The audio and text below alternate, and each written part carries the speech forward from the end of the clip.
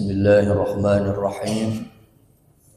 Assalamualaikum warahmatullahi wabarakatuh. Kajian kita pada malam hari ini, kita masih merujuk kepada kitab Nasaihul Ibad yang ditulis oleh Imam An-Nawawi Al-Bantani.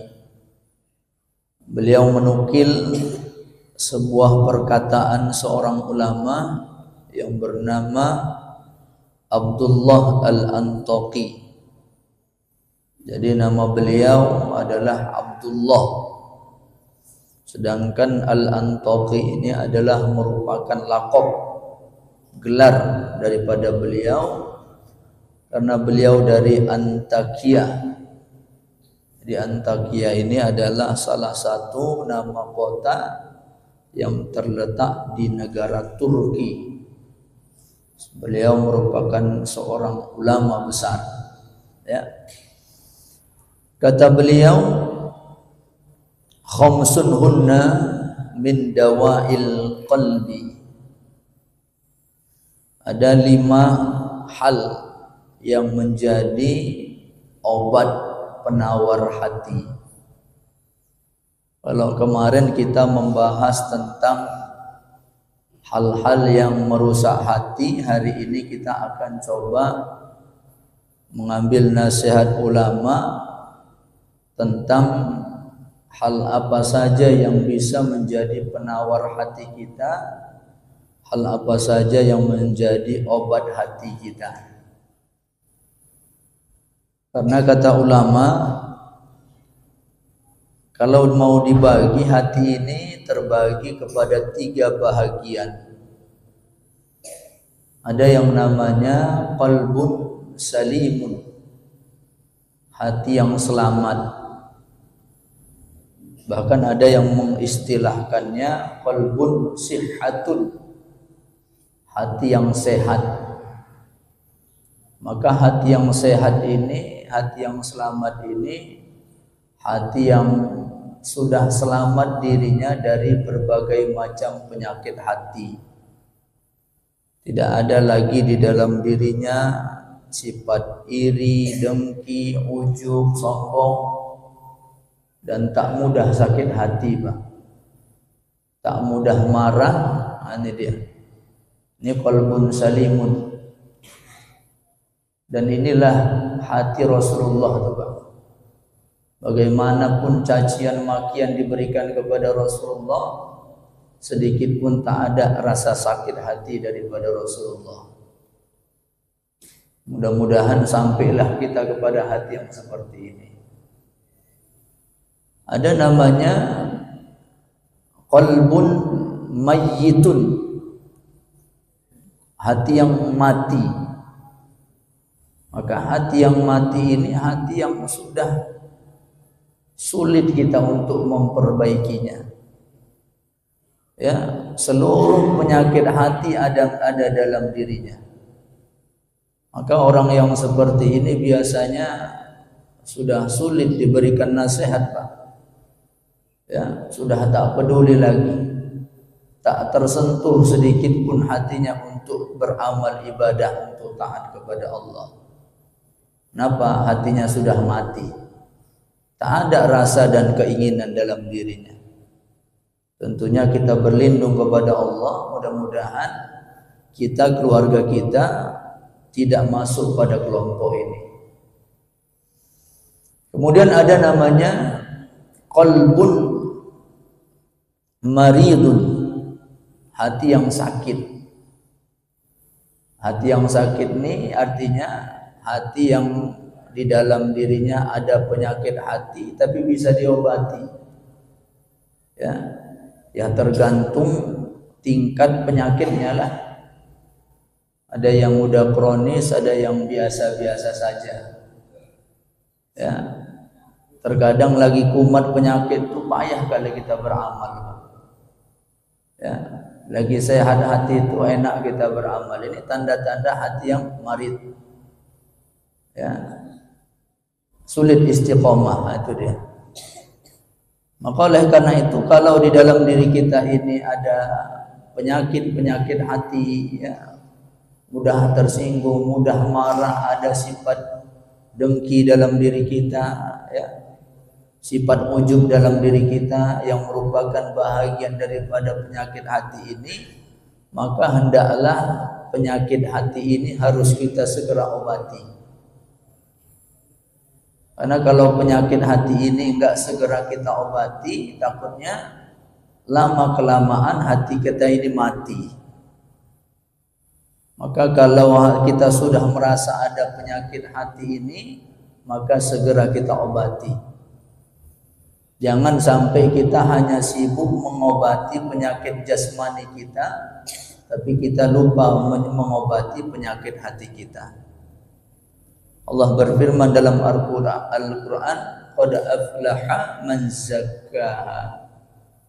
Beruntunglah orang yang senantiasa membersihkan hatinya daripada penyakit hati, wa qad khaba man dassaha. Maka merugilah orang yang senantiasa mengotori hatinya. Maka malam hari ini kita akan coba ambil nasihat, ya, dari seorang ulama, Abdullah Al-Antaqi.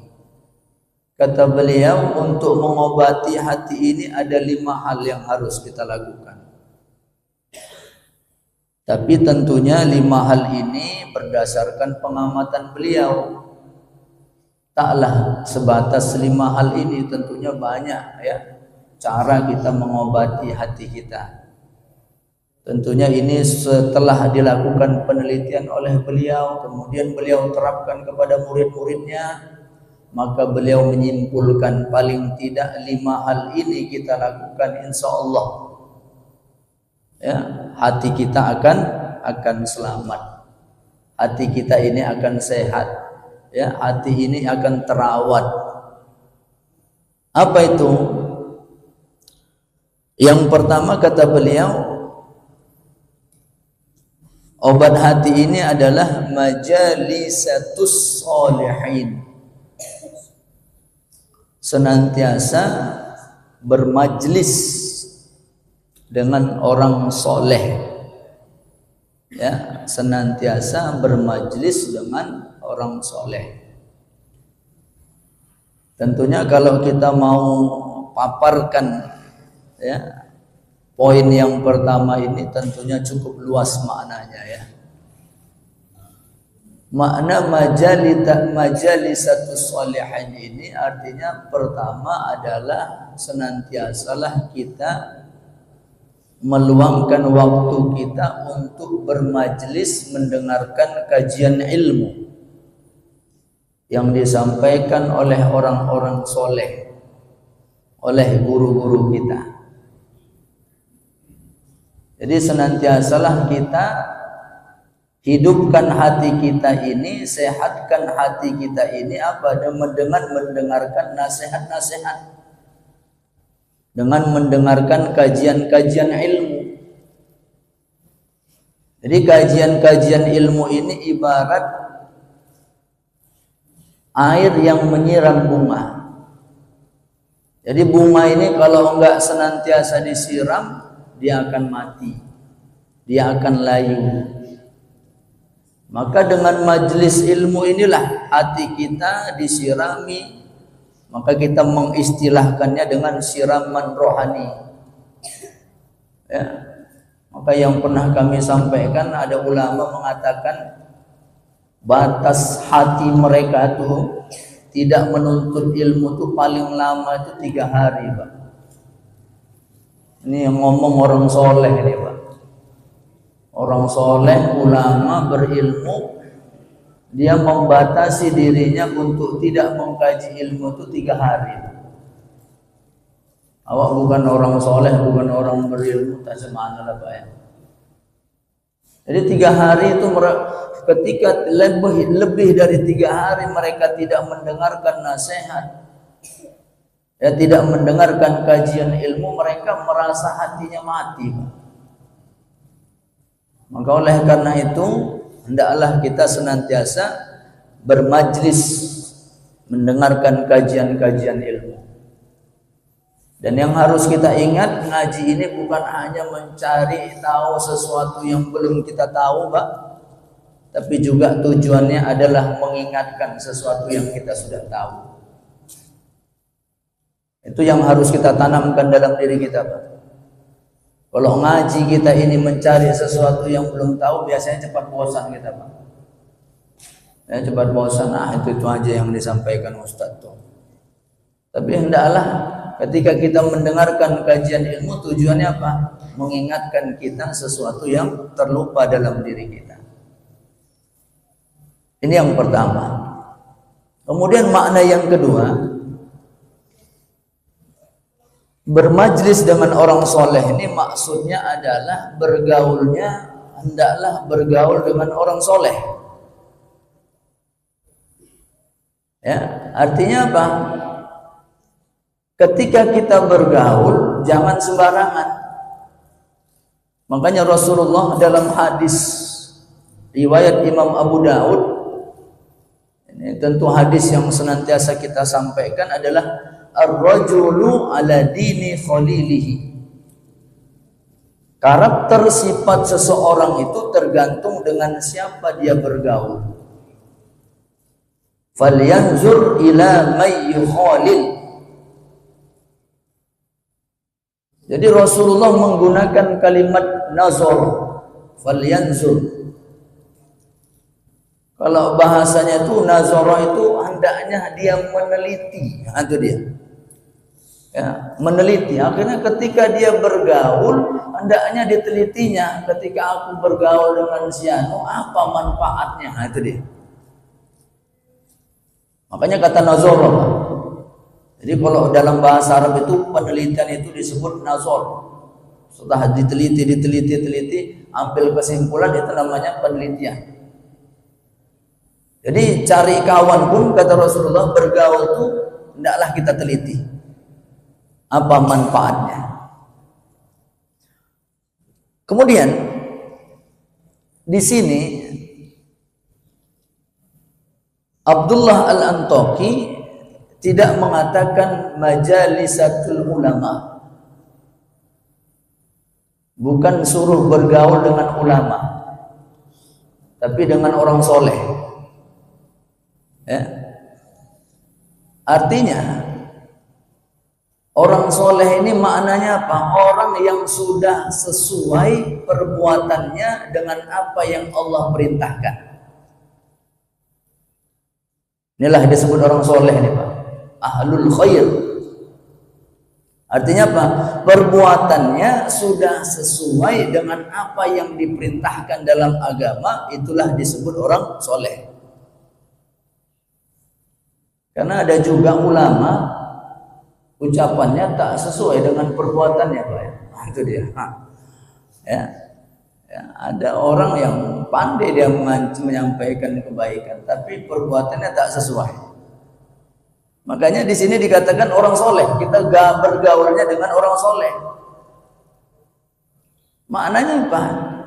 Bergaullah dengan orang yang perbuatannya itu sesuai dengan apa yang diperintahkan dalam agama, walaupun tak sempurna. Karena tak mungkin, sulit orang sempurna, Pak, ya, dalam beragama nih. Artinya apa? Kita lihat kekurangan diri kita. Sebagai contoh, Pak, ketika kita punya sifat pelit dalam diri kita tuh, ini kan kita mau obati nih, Pak, ya. Kita kan tahu kita pelit nih, Pak, ya. Kok pelit kali, kok payah kali aku kalau sedekah. Ada orang kok gampang kali dia sedekah. Maka caranya bagaimana? Bergaullah dengan orang yang mudah sedekah tadi, Pak. Cobalah kita bergaul dengan dia. Sedikit demi sedikit nilai kebaikan itu, nilai kedermawanan itu akan lengket dalam diri kita. Itu yang pernah saya sampaikan, Pak. Ada saya kenal orang jualan dia, Pak. Jualan apalah ya, makanan. Itu hampir setiap hari yang minta-minta itu, Pak, datang ke tempat dia jualan tuh. Tapi sedikit pun nggak pernah ditolaknya Pak ya. Kalau kita ini nokoh olehnya, ya nokoh olehnya, bagus aku sedekah ke masjid kan gitu Pak ya. Kalau yang gitu-gitu nggak mau ngasih Ustaz, bohongnya tuh. Tapi pernah saya cakap-cakap sama orang tadi, apa katanya? Sekarang gini lah Ustaz, yang gerakkan dia datang ke sini tuh siapa Ustaz? Udah kaji hakikat dia Pak. Tugas kita selama orang itu minta, kasih. Mau dia bohong, mau dia apa, itu enggak urusan saya Ustaz. Artinya apa? Teori yang selama ini awak sampaikan kalah dengan apa yang sudah diamalkan orang tadi itu. Maka ini contoh-contoh nih Pak. Ada orang yang setiap waktu bisa hadir ke masjid, maka bergaulah dengan dia.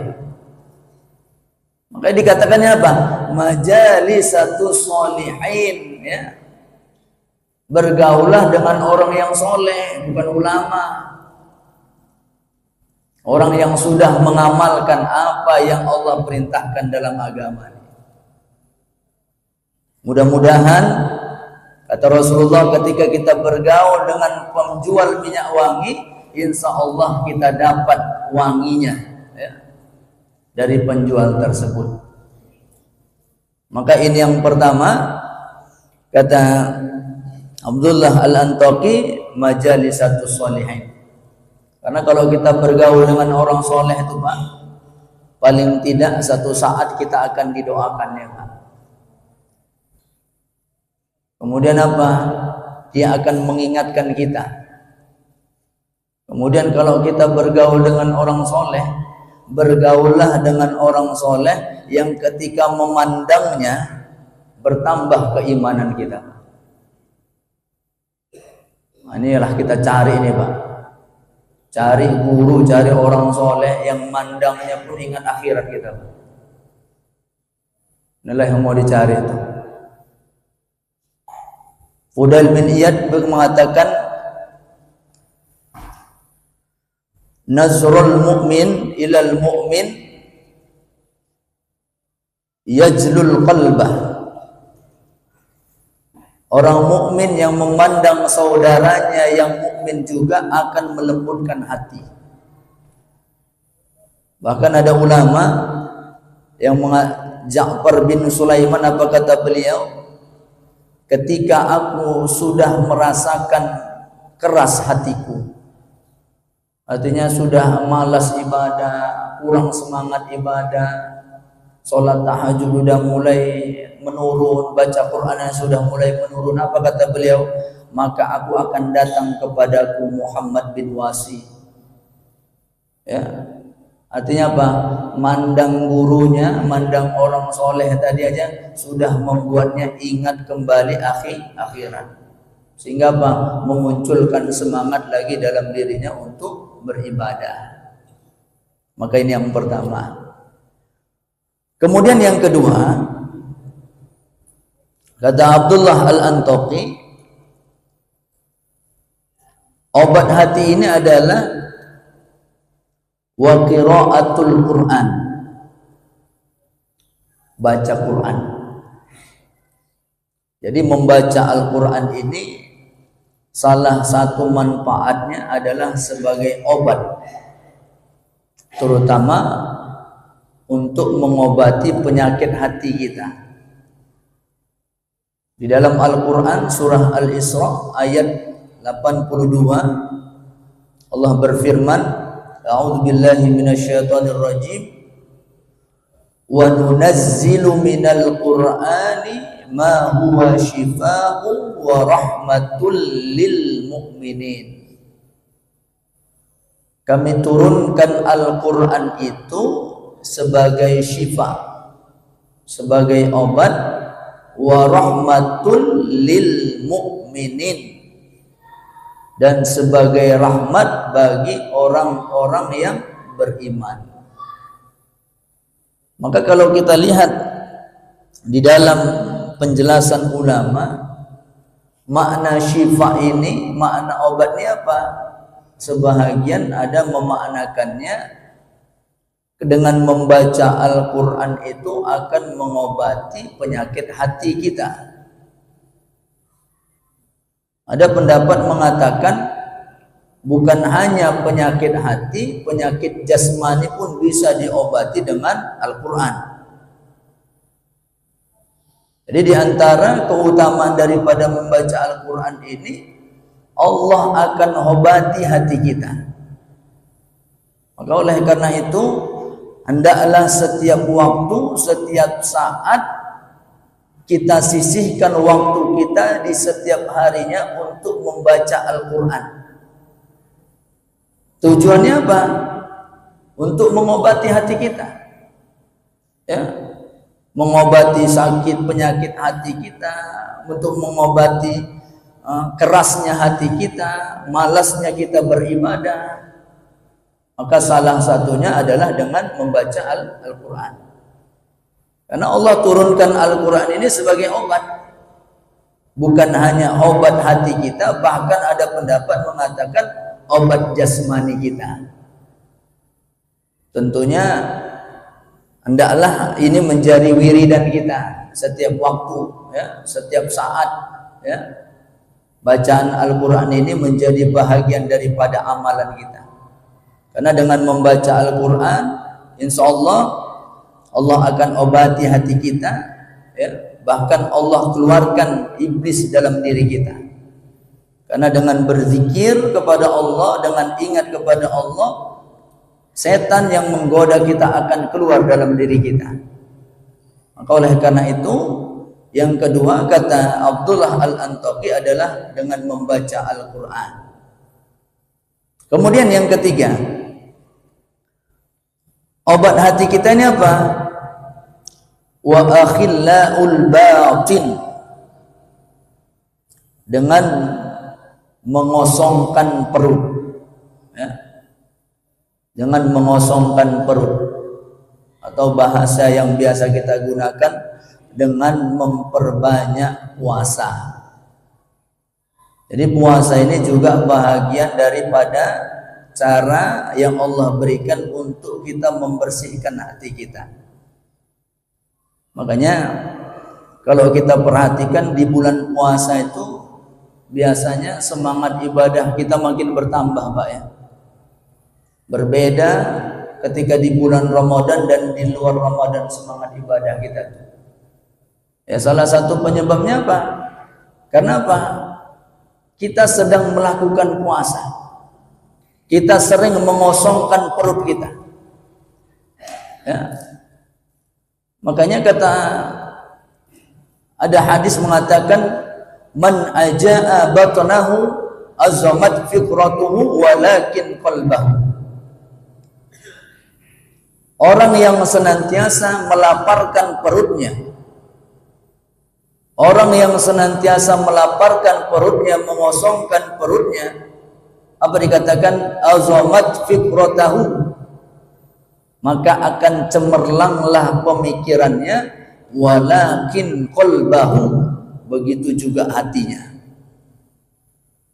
Maka salah satu amalan yang harus kita lakukan agar hati kita ini, ya, hilang penyakit hati dalam diri kita ini, salah satunya adalah dengan memperbanyak puasa, dengan sering-sering mengosongkan, ya, perut kita. Ini akan menambah semangat kita dalam beribadah kepada Allah. Kemudian yang keempat, wa qiyamul lail, ya, menegakkan malam hari dengan ibadah, ya, atau dengan istilahnya apa? Salat tahajud. Allah berfirman dalam Al-Quran, wa minal laili fatahajjad bihi nafilatan laka asa ay yab'atsaka rabbuka maqaman mahmuda. Dan dari sebahagian malam, kata Allah, fatahajjad bihi, maka hendaklah kamu melaksanakan sholat tahajud. Supaya apa? Nafilatan lak, sebagai tambahan ibadah bagi kamu. asa ayyab'atsaka rabbuka, yang mudah-mudahan dengan solat tahajud itu, dengan kita tegakkan malam itu dengan amal ibadah, Allah akan bangkitkan kamu maqamam mahmuda, di tempat yang terpuji, di tempat yang mulia. Baik kemuliaan ketika di dunia, terlebih-lebih kemuliaan ketika di akhirat. Oleh karena itu, salah satu yang bisa mengobati hati kita ini sering bangun malam. Ya tentunya melaksanakan sholat tahajud. Inilah yang bisa melembutkan hati kita. Inilah yang bisa menghilangkan penyakit dalam hati kita. Dan disinilah tempat kita bermohon kepada Allah, meminta kepada Allah di tempat yang terbaik. Ya. Makanya amalan-amalan ulama itu diantaranya adalah sholat malam. Kenapa? Disinilah tempat yang terbaik. Kita mohon kepada Allah atas segala niat hajat kita. Maka agar lembut hati kita, tegakkan ya sholat tahajud, bangun malam, laksanakan ibadah. Kemudian yang terakhir, yang menjadi penawar hati kita ini apa? Wat tadarru' indas sabah. Ya. Merendahkan diri ketika di waktu menjelang subuh. Ya, malam hari sebelum sholat subuh dilaksanakan, hendaklah kita bertadarru', merendahkan diri, berzikir, ya, bertafakur, ya, mengingat setiap salah dosa kita, beristighfar, mohon ampun kepada Allah. Maka inilah cara agar apa? Seluruh penyakit di dalam hati kita, ya, rasa malas dalam beribadah kepada Allah, Allah hilangkan dalam diri kita. Dan yang paling penting, kita bisa istiqomah dalam melakukan ibadah dan ketaatan kepada Allah Subhanahu wa taala. Inilah kajian kita pada malam hari ini. Mudah-mudahan apa yang kami sampaikan ini ada manfaat. Lebih dan kurang mohon maaf. Billahi taufiq wal hidayah. Wassalamualaikum warahmatullahi wabarakatuh.